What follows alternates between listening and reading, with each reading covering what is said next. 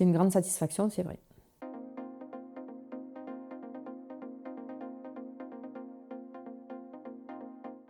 Donc, je m'appelle Fanny, je suis formatrice, coach et consultante. Ma spécialité, c'est la communication interpersonnelle, mais également l'organisation et le management. J'interviens en grande majorité dans le domaine de la santé. J'anime des formations dans les structures hospitalières, mais également je suis coach chez les professionnels de santé libéraux, dentistes, médecins, vétérinaires. J'ai travaillé une quinzaine d'années dans le domaine de la maintenance aéronautique. J'adorais les avions. J'ai travaillé à divers postes. J'ai commencé comme traductrice et puis responsable de la documentation et à la fin comme formatrice dans le domaine technique. C'est là que je me suis rendu compte que j'adorais la formation, mais transmettre du technique, ça ne me plaisait pas forcément. En 2003, j'ai décidé de passer de l'autre côté de la barrière et justement de me former aux techniques de management et de coaching. Et c'est ce que j'ai fait pendant un peu plus de 2 ans. Et ensuite, je me suis installée effectivement à mon compte comme coach et formatrice. J'ai toujours vécu dans le monde de la santé, par mes parents, par mon ex-mari et les amis. Donc j'ai toujours été de près ou de loin en contact avec le milieu de la santé. Quelque part, c'est un peu mon karma. J'ai recommencé à travailler dans le domaine de la santé. Pour ma part, je pense que la formation, enfin l'apprentissage et la formation passent par le plaisir. J'aime beaucoup mettre en place des jeux de rôle et des jeux de rôle aussi, parce que je trouve que c'est plus agréable.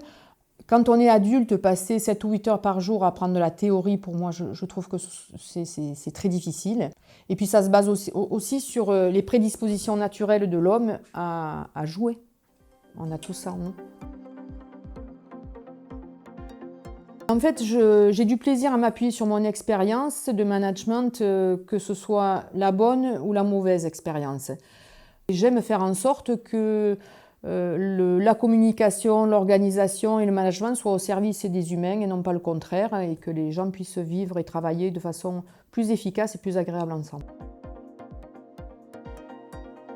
Pour moi, ce qui est à la base de l'intelligence relationnelle, c'est vraiment la communication interpersonnelle.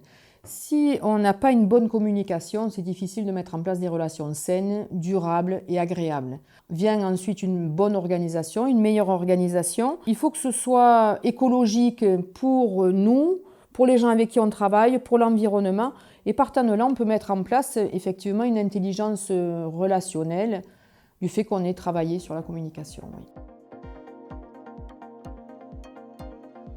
Ce dont je peux être fière, c'est quand effectivement je sens que je peux participer à l'amélioration des relations humaines au sein d'une équipe. Voilà, ça c'est quelque chose qui me touche et qui me donne envie de continuer aussi et de sentir que j'ai une part active à ça.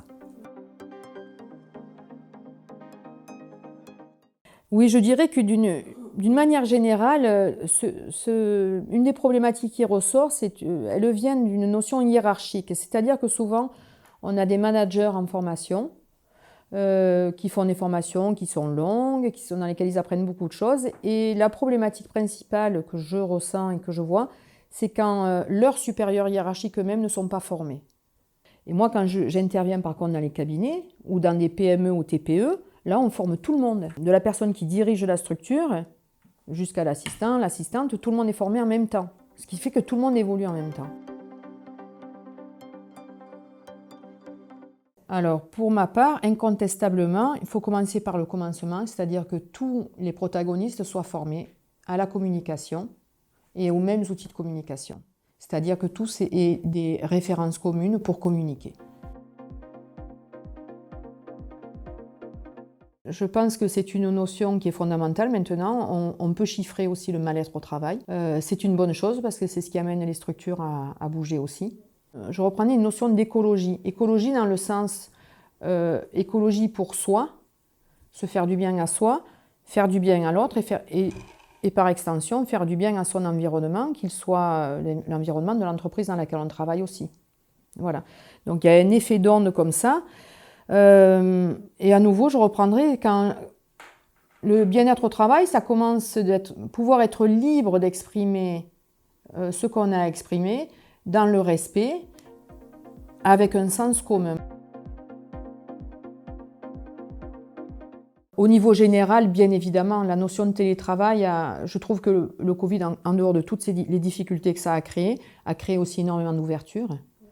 Notamment la notion de télétravail où effectivement on peut se détacher de son lieu. Ça a permis à certaines personnes de se recentrer sur ce qui était important et essentiel à leurs yeux. Donc il y a des choses positives qui se sont passées aussi. Il y a un niveau de conscience qui s'est élevé, ça a bougé certaines choses, oui, positivement.